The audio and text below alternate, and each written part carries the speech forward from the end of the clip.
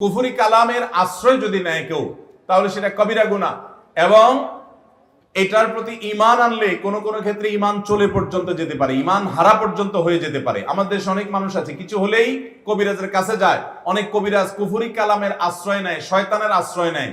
এরকম আছে না নাই? অনেক সময় শয়তানই আপনাকে ডিস্টার্ব করে, ব্ল্যাক ম্যাজিক হয় শয়তানের মাধ্যমে।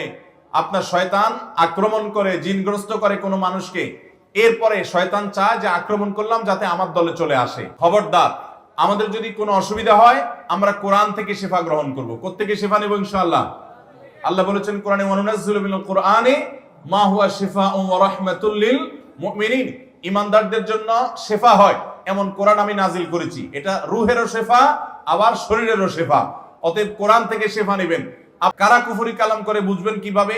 প্রথম কথা হলো, ওই লোক ব্যক্তিগতভাবে ৫ ওয়াক্ত সালাত আদায় করেন কিনা, তার ভিতরে ঈমান আছে কিনা, শিরিক সম্পর্কে সাবধান কিনা, বেদাত সম্পর্কে সাবধান কিনা। এরকম মানুষ হলে তার কাছ থেকে আপনি ঝাড়ফুঁক নিতে পারেন।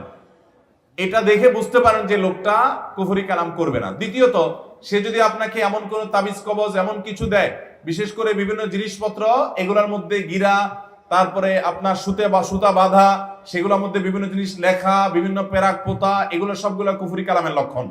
এগুলা যারা করে তাদের কাছে যাওয়া জায়েজ নাই, হারাম, ঈমান পর্যন্ত নষ্ট হতে পারে। আল্লাহ আমাদেরকে হেফাজত থাকার তৌফিক দান করুন।